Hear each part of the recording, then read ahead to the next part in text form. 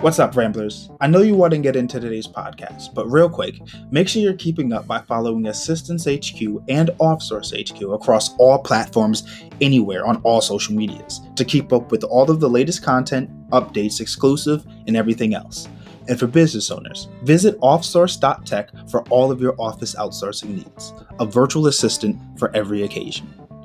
All the links are in the bio, so go check them out right now.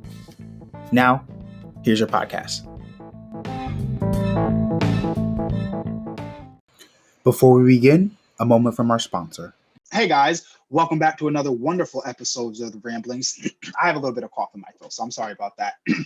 However, we are back with another wonderful co-host guest. Today we have with us Emily Oliver. She is a Reiki owner and founder of Goals Garden because she is a happiness coach. And the very first happiness coach, and probably the only happiness person that we've had on this podcast. So introduce yourself, Emily. How are you doing today? Well, I'm happy, Angelo. Thank you so much for having me. Day before Thanksgiving, my favorite holiday. So yeah, like Angelo said, I'm a happiness coach and I founded Goals Garden Coaching and Reiki. And yeah, we're going to talk about a lot of fun things around happiness today. We absolutely love that. So as a happiness coach, I'm sure the majority of the audience has probably never heard of a happiness coach. So let's start right there. What is a happiness coach? Yeah, thank you for your question. So a happiness coach is a life coach who focuses mainly on positive psychology. So there's regular psychology, like 90% of psychology, which is kind of diagnosing what's wrong with people. And then there's positive psychology, a small sector born in the 1990s, and it's focusing on what's right with people. So people's strengths, kindness, gratitude, the innate qualities we all have within us that enable us to live our happiest, best lives. Wow, that's so. How did you get into becoming a happiness coach? That's not like, I guess, a traditional kind of path. What kind of work is this? Yeah, so I first discovered positive psychology in college, and I began implementing its practices, and it immediately changed my life. I discovered mindfulness meditation, a bunch of kind of healthy habits, so to speak. But then after college, I ended up going the corporate route because I had that belief that, in order to make money and have good health care, you needed to kind of get a white collar job, so to speak. And I realized that even though I liked my clients and my coworkers, I wasn't getting fulfillment and purpose out of the work I was doing. So, when I looked back at my life and at myself, I realized the only subject in school that I was really jazzed about was positive psychology and meditation. So, I quit my job, my corporate job after 5 years, and I ended up just putting out into the universe that I wanted to be a happiness coach. And the universe answered me because a good friend of mine had a roommate in San Francisco back in the day who considers herself San Francisco's happiness doctor. She created a company called Happiness for Humankind, and she gives happiness makeover programs that have led thousands to sustainable happiness. And yeah, it's all been history from there. Wow, that's crazy, man. So in your search for being a happiness coach, you say that you kind of just quit being in your corporate job. Explain that transition. For a lot of us in entrepreneurs, we have that transition where we have to go from your day job to being a full-fledged entrepreneur. How did you make that? Because you spoke it into the universe, and that's important. But what were some of the actions that you were doing in order to do that transition?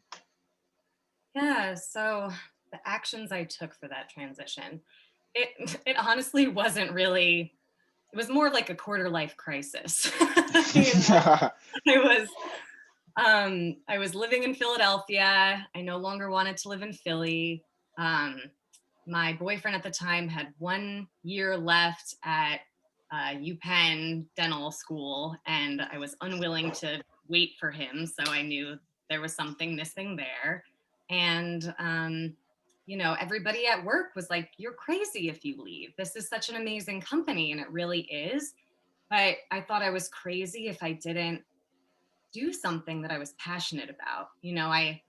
I loved being wined and dined, and I loved, being able to dress up and go out and stay at the Ritz-Carlton for more than a month out of the year. But, at what point when I was like 24, I'm drinking a martini at midnight on a Tuesday with a bunch of white guys, and I'm like, who am I? Like, is this, you Right. know? So, um, and Martini sound fun. I mean, it was fun, but then I was like, wait a second. I'm not using my strengths. I was an e-commerce manager, and when I fill out career forms, it was the last thing I could be doing. But, again, people are like, you're crazy. You're, hosting Gary Vaynerchuk at your meetings and getting to meet him and getting to be in all of these really awesome industry experiences at such a young age. And I was like, yeah, but what makes me happy is helping others find their happiness, and me selling products that people don't necessarily need is not what I was put on this earth to do. That's beautiful. A lot of people listening to this podcast are probably going to be huge Gary Vee fans. I am a huge Gary Vee fan as myself, as you know. So that being your experience to be able to host people of that kind of level and still say, you know what, that this isn't my kind of crowd, early on, is to get out in the point where it's you can still enjoy the rest of everything is absolutely phenomenal. So in being a happiness coach, how has that been going? Yeah, so it's been incredible. It's the most amazing journey I've ever been on. Working with clients who, when I come in, I'll take what I call their happiness vitals. So on a scale of 1 to 10, where are you on the happiness scale? 10 being the happiest you could imagine. What percent of time are you in the moment? What is your positive to negative thought ratio? And coming in, my clients, are on the very low end of that spectrum. So to see their happiness vitals go up week over week, and to see them changing their brain and changing their lives and finding happiness and feeling fulfilled is the most rewarding experience for me to be a part of and to support them in. So it's going really, really well. We love okay, so I'm a CEO, I guess, and I guess I have a happiness level check. You mentioned the positive to negative thought ratio. Would you consider it too positive, or is there such thing as too positive or too much positivity in thought, or is having a proper balance something that's very recommended and healthy? Yeah, so it's funny because I get that question a lot, and I'm like, really, is that what you're worried about, being too happy?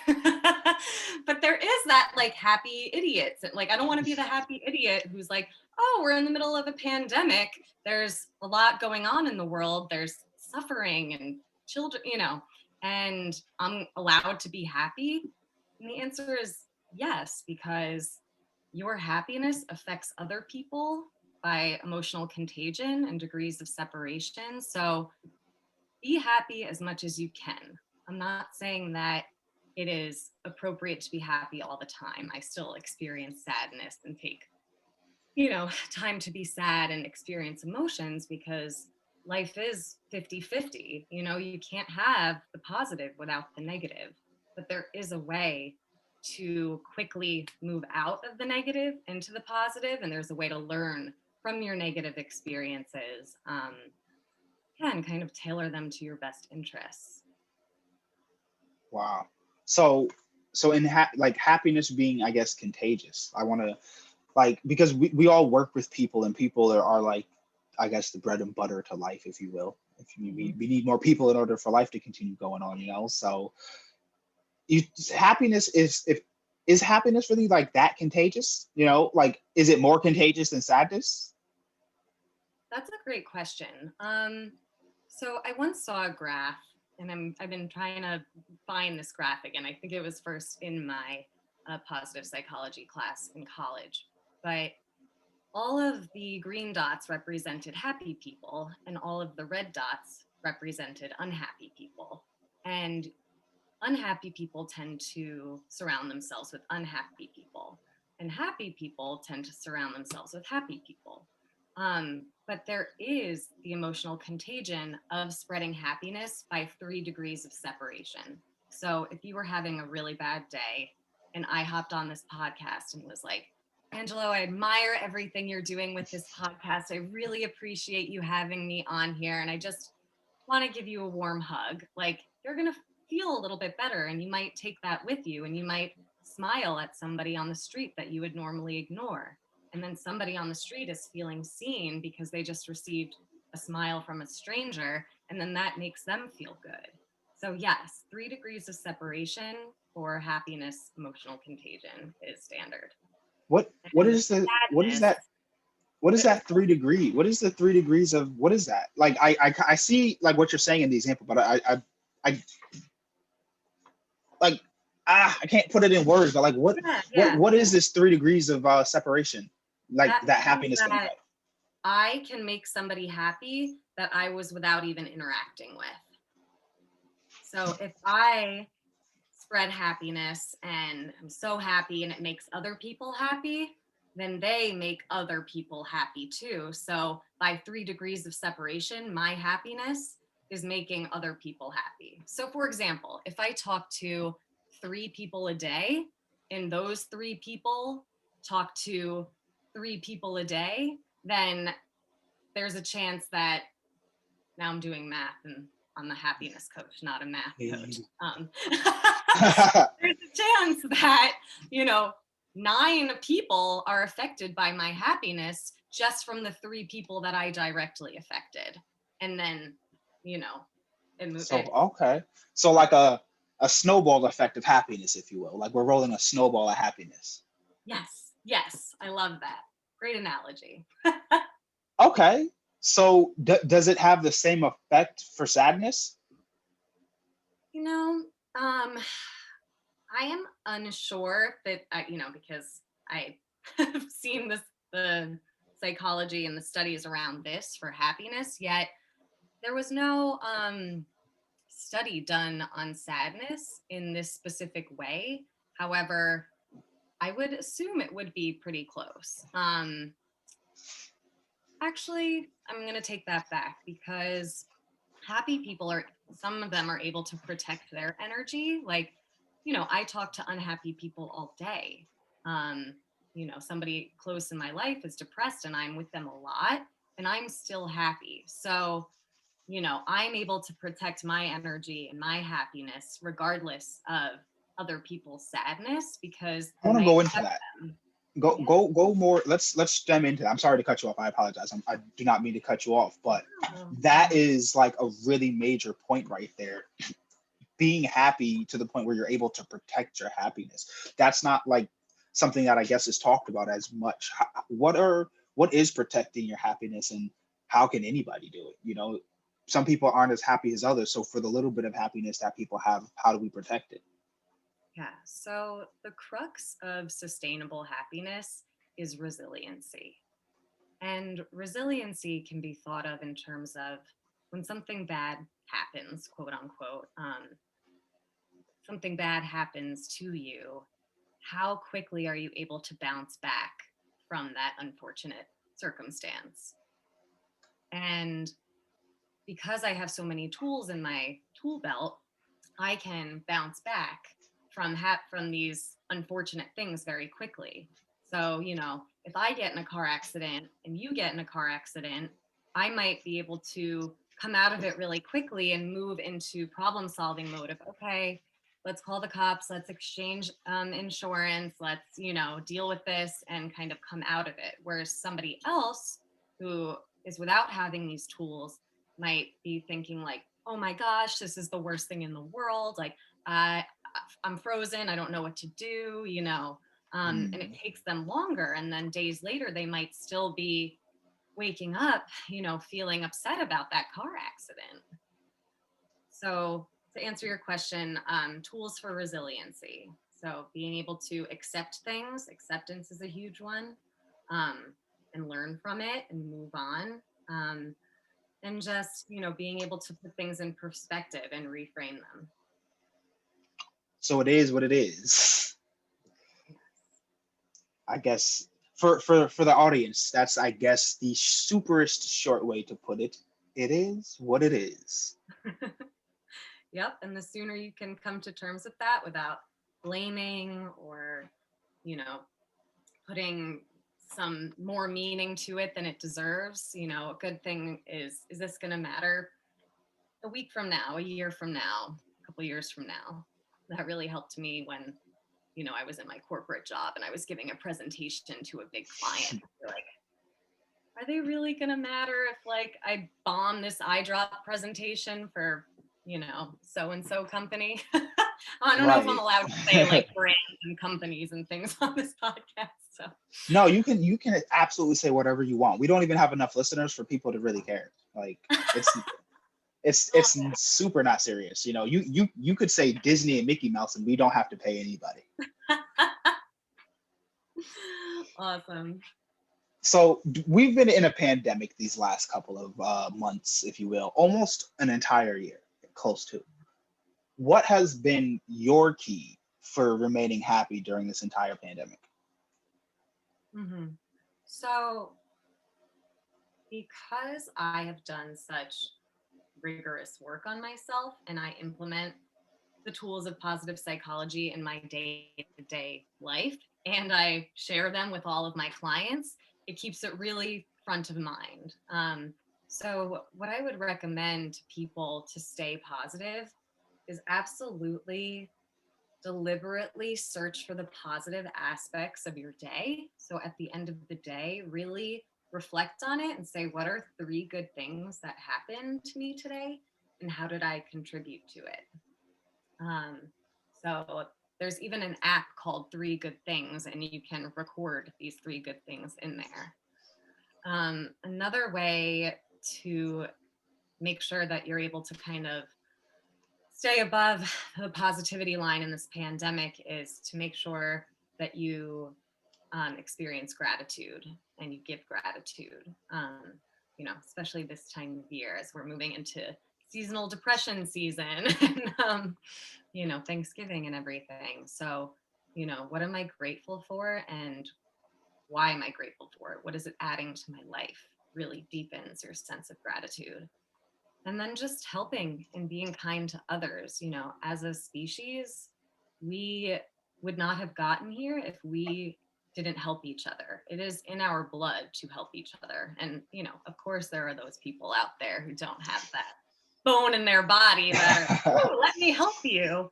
But, that as a human race, that is, in our genetics to do, to survive, to evolve. So how can I help you?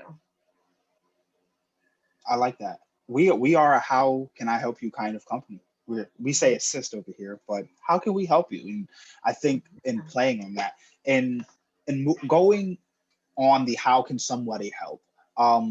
You mentioned living with someone that is, or being close to someone that has depression. And so for the people in the mix, we talk a lot about dealing with depression and everything for people that are depressed. But how can someone that has someone that's close to them help and encourage that person to no longer be depressed or work through their particular depression? Yeah. So you can ask, how is there anything I can do for you? How can I help you? I'm here for you. Don't try and fix everything necessarily. But you can make an appointment with them to go see a therapist. You can ask them, is there anything that I can do for you to get through it? But it kind of falls in the depressed person's, ball court to decide whether or not they want to do something about it, because you can't change unless you want to. So if there's even a shroud of wanting to change, then that's when you're able to make that appointment with that therapist. That's when you're able to say, okay, what can I do for you? Let's go for a walk, let's get outside, let's get some vitamin D. Are you taking your vitamins. Let's do this gratitude practice. Let's, reflect on anything positive, because it can be really hard for depressed people to see the big picture, see what there is to be grateful for. Because when you're unhappy, your brain literally constricts and you're unable to take in a lot of new information. Literally constricts. Yeah, so you even have less visibility. So like it's more of like that laser focus with your visibility as well too. Yeah, so the broaden and build theory, which was created by a positive psychologist, Barbara Fredrickson, states that, you have to have 3 positive emotions for every 1 negative emotion to flourish, to be in that upward spiral where you can access your creativity, take in new information, kind of perform at the highest level. And if you think about it, any times when you've had a dip in your mood or something terrible happened to you or you went through depression, like you were so laser focused on that it and the negative was screaming at you that you were unable to kind of pull out any of the positives. So how does that affect somebody when if it was only like a 2 or a 1? What is the theory in using 3 positive to a negative thought and not saying like a 2 to 1, 1 to cancel it and then 1 to go up? What's the, I guess, extra one for? Is there, if that's the case? Yeah, that's to be happy, so 1 to 1 is like, okay, it's 50-50. 2 to 1, you're going to be okay. And most people fall in this area. But 3 to 1 is when you're actually like accessing your resources at the highest level. You're at your highest peak creative flow. You're doing what you love. You're feeling amazing. You're, engaged, energetic. Yeah, and that's where we want to be. And you can do that by deliberately injecting your day with positive emotions, like singing a song, laughing, dancing, talking to a friend that makes you happy, expressing gratitude, things like that. Wow. So you're pretty well versed in happiness. Well, yeah, I gotta be. It's my job.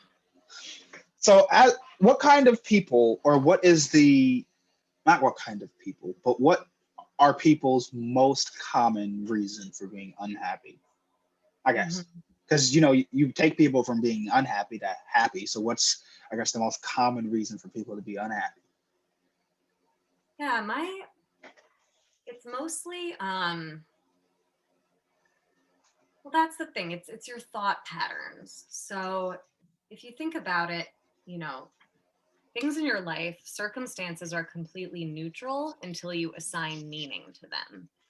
So you create these neural pathways in your brain when you think the same negative thoughts over and over again. So somebody who is unhappy at their job, will get really stressed out and feel really low. And then every day they're kind of solidifying this neural pathway in their brain to be feeling like this. So, the most common that I get is anxious, stressed, and when things are going good, waiting for the other shoe to drop. I don't want to say self-sabotaging kind of people, but the people that are like going through the good things and then just waiting for the other shoe to drop, is that almost like how they would say like an irrational fear? Yeah, so fear is never, I guess you could say irrational fear. However, it's more being unable to appreciate the present moment. So people that are depressed often are reliving the past. People who are anxious are often worrying about the future. So, when things are going good and you're waiting for the other shoe to drop, it's kind of that pessimistic viewpoint that's like, well, this too shall pass. Positive moods, positive, everything passes, and that can be really helpful when you're going through something horrible. But it does also apply to when you feel amazing. And so when people figure that out, it can be scary. That's scary to me because I'm a, this too shall pass kind of person. Whenever someone's going through anything, that's like my super catchphrase. I'm always this too shall pass, because this is gonna pass. I never think about is this a good point? This too shall pass. Mhm. Well, why do you think that you don't think like that? Because the good times, I mean, I'm more of I look at like it as if I'm happy all the time, then me being sad is just the only thing that I have to get through. And so it's like these gaps where it's like, okay, this something came up, this too shall pass. But it's just this too shall pass. These things kind of come up. And so they're just kind of like I treat them as bumps in the road, if you will, regardless of the size. It's just, okay, this too shall pass. And is this going to be something that, I is still affecting me when I'm 30 or 40, 45 years older and everything? Is this going to be like something so major that in 20 years, in 10 years, not even 10, is this going to be my situation, in 2 years, in 1 year? And if the answer is no, then this too shall pass. Yeah. Even if the answer is this is for the next 5 years, this too shall pass. As long as I don't see something as being like the new normal or like the pandemic kind of situation, there's nothing I can do about that. This too shall not pass.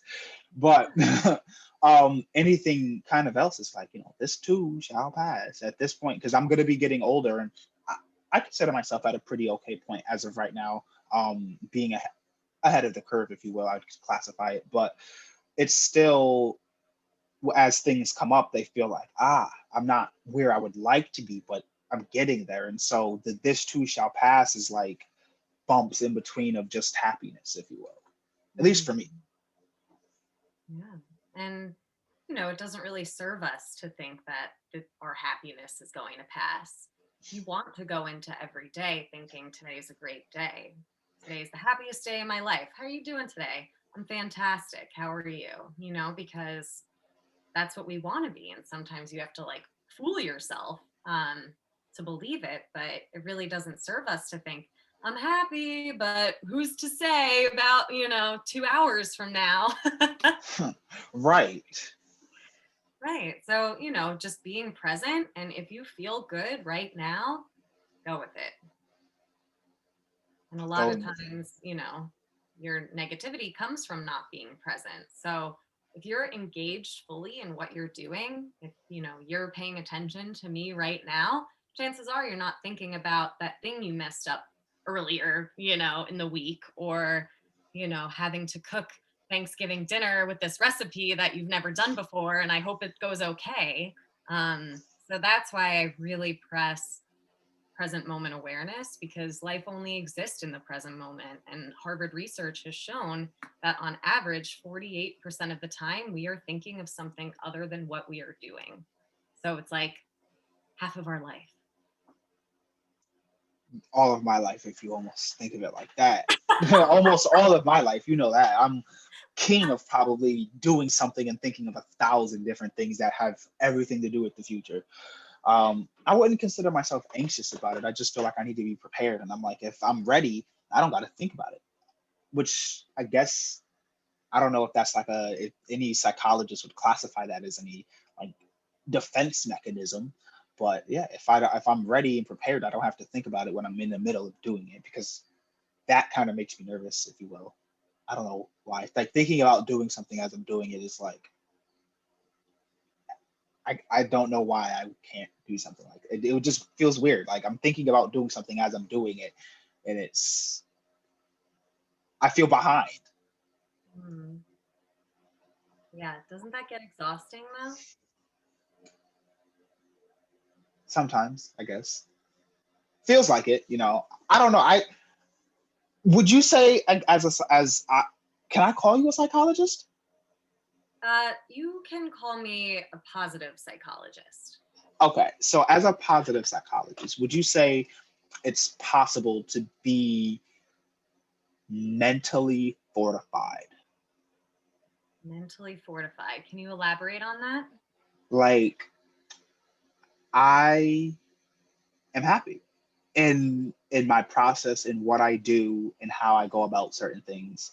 And so it, I feel unhappy doing things, not in the traditional way. I'm not going to say like I'm a like born rebel, but I feel uncomfortable or unhappy doing things other people or the traditional way normally. You know, I like to do things my way, whether it's, you know, it's usually, not always, usually the most efficient way for me to do something.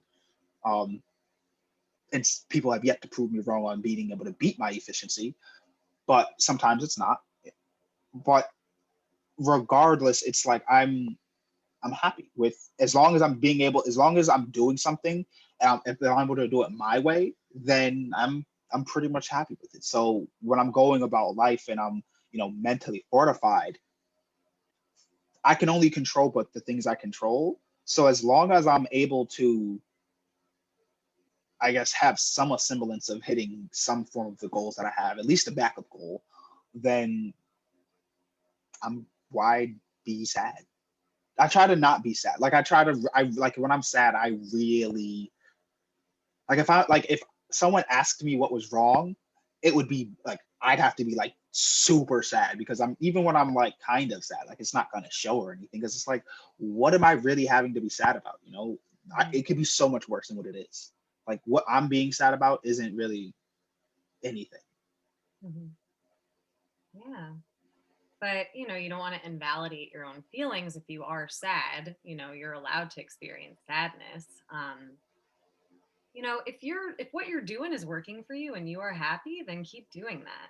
I just, caution people who rely on external things to make them happy. And like you said, you can only control the things you control. And I don't know what things you're referring to, but oftentimes we can't control anything. We can't control people, other people. We can't control the things that happen to us. We can control to a certain extent, what we're doing, but the only thing we can control is how we react to it, how we relate to it. Okay, that I could say, makes like, oh, all right, I'm going to be on this podcast at 12 and then I'm going to do that. And you could have been like, hey, I can't do this anymore. And then that was out of my control, and then I have to pivot. So if what brings you happiness is being able to control all of these different things in your life, just be careful of that, because if at any moment, which a lot of people experienced in this pandemic, the things that they thought they were able to control, they lost control of. And I think that's what the world is trying to tell us at this time is, hey, stop trying to control everything. Life is always going to happen. You never know what's going to happen. However, 80% of the things we worry about never do come to fruition. So just, take it as it comes, live each day in the present moment, one day at a time, and tackle it when it happens. I guess I wouldn't, how would I put it then? I like to be in control, but in the sense of how you said pivoting. Like I can only control what I do and how I react. And so I feel sad or out of place when I don't have a planned reaction, I guess. That's when I'm kind of sad. Like I feel like I can't, because I can't control anything but what I do, I have to be able to always pivot or be able to pivot when, if something happens. Mm-hmm. And when I'm not able to pivot in a smooth manner, I get sad. You know, that things like that kind of make me sad. I don't know. Yeah, that's like I can't, like you, yeah, you're right. I can't control like crap. Right. But it's amazing that we live in this world that we live in where we do have seeming control over a lot of things, right? Like, however, your sleep and your morning routine is kind of like the only thing you control, because anything else in the day could happen. But, there are many other cultures that are so happy, and they, have to work on a farm 18 hours a day. They're living in poverty, so the fact that we have all of these resources and, really um, an amazing education system, our minds are able to access all of this. It's amazing. But, if you get drafted to war and, something, and then what are we doing? We have to pivot then. So if you're good at pivoting, like, amazing. Keep doing what you're doing. But you're a very resourceful guy. You are able to access resources when something doesn't work out in your favor. And I've seen that in you, and that's always going to serve you. Thank you. So we've talked a lot of business and happiness and everything, right?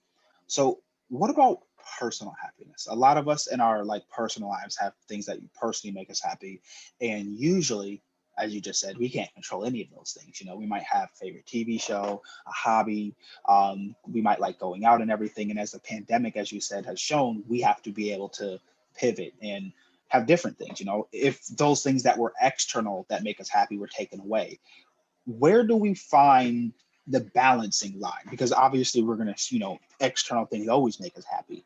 Where do we balance having all of these external happinesses that we like to use and like having an internal self happiness? Like, we have, like, for example, relationships. You're going to either have like a romantic relationship or, family relationships. And sometimes you cannot control, the outcomes.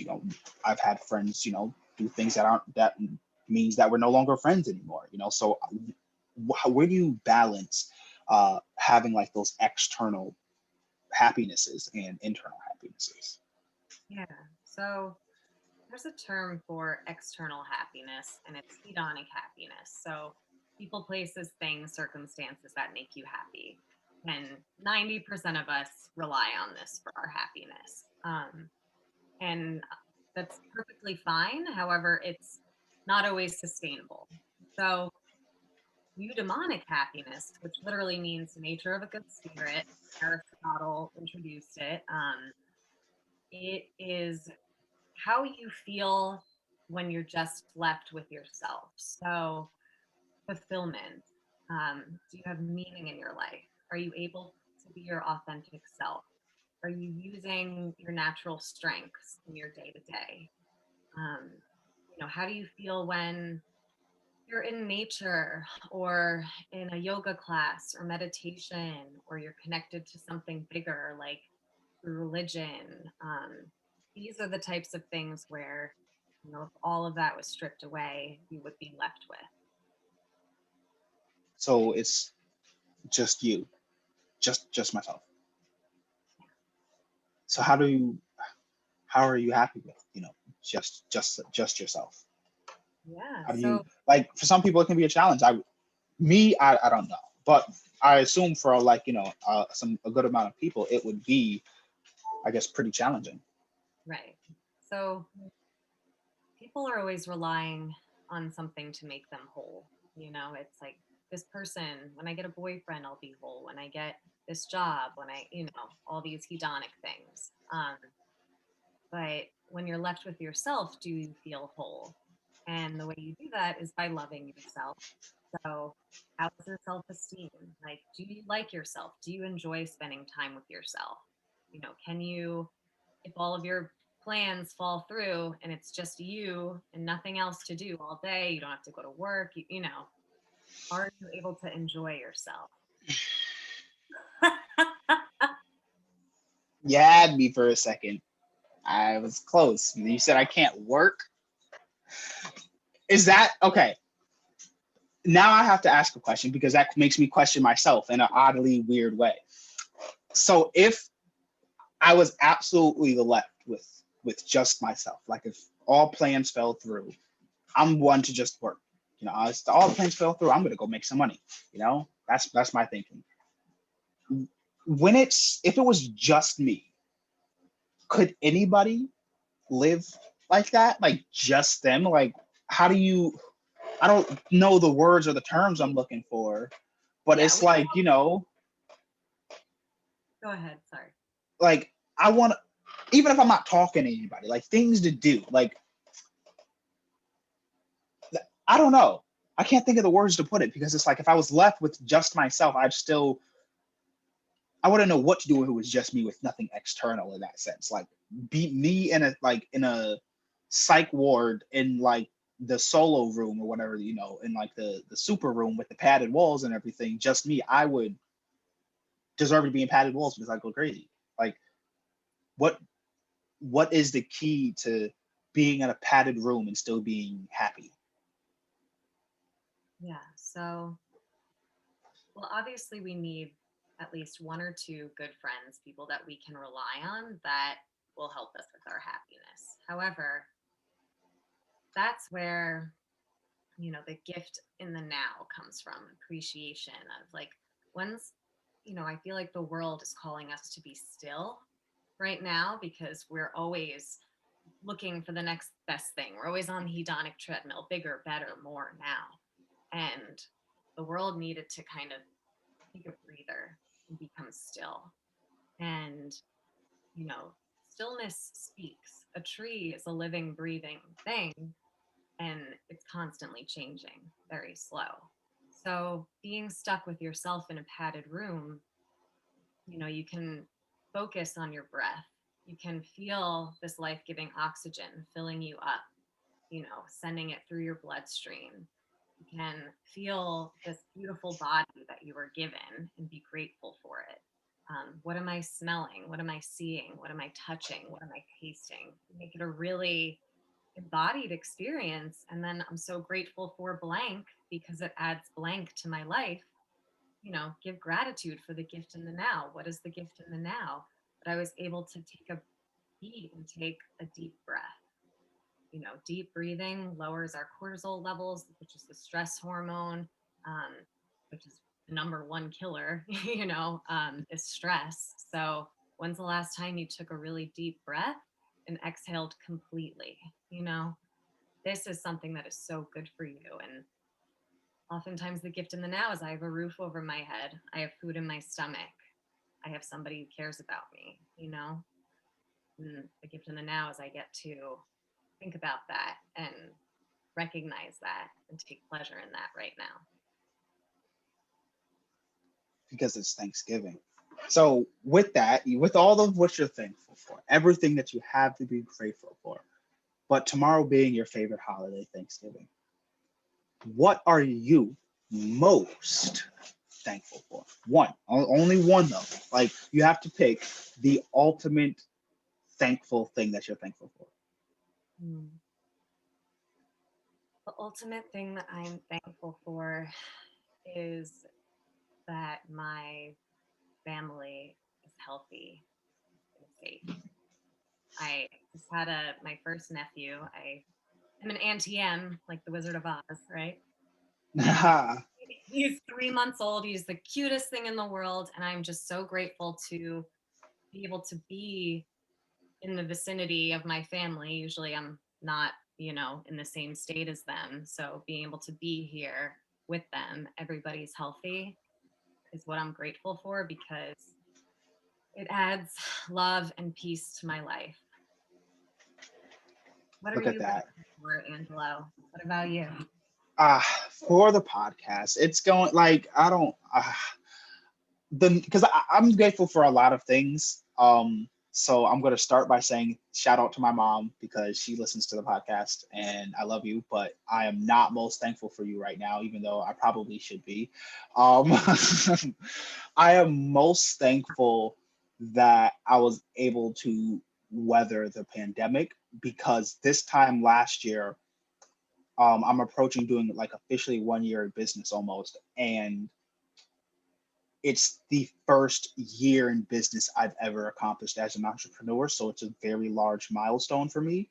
And because we're nearing December, actually, holy crap, I officially launched January 1st. And so to be 12 months later in this particular position, where if you go back on my Facebook, with crappy video quality, I said what I was going to do in December and January and everything, and like jumped into it.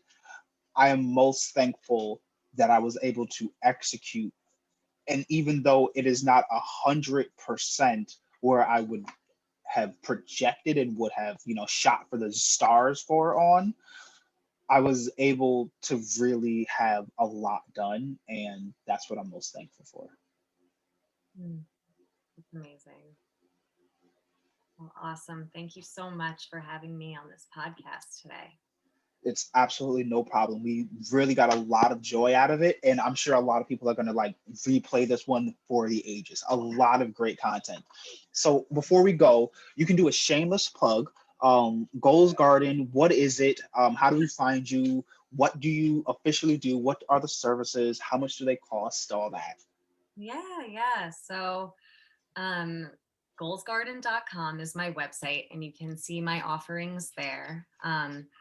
I'm a positive psychology coach. So I said positive psychologist before, but I meant to say positive psychology coach. And I'm also a Reiki master, which is an energy healer. So if you go to my website or my flow page, flow.page/goalsgarden, you can find me on social media. Yeah, I know. Shout out to Angela for showing me that. It is amazing. Everybody get a flow page.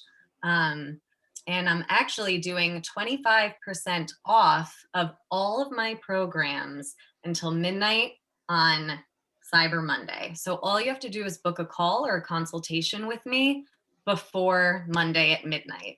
I'm not going to be available all weekend, so you just have to book the call and we can do it next week or the following week, but you will get that 25% off.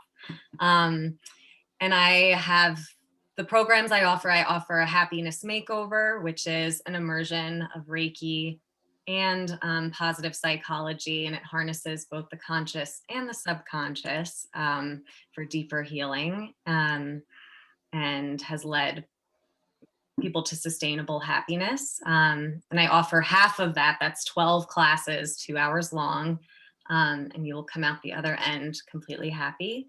I offer half of that, the Upward Spiral program, for people who just want to see if they want to get a taste of it. And then my own Goals Garden coaching package, the Garden Groundwork, is 5 sessions of positive psychology coaching, an hour or an hour and a half, where we accomplish all your happiest goals. And then, of course, Reiki, for those who want to explore that. Wow. Absolutely wonderful. We thank you for having you up here. It was wonderful. We will put the IG and all of the socials in the bio. So thank you so much for coming, Emily Oliver, and we will see you on the next episode.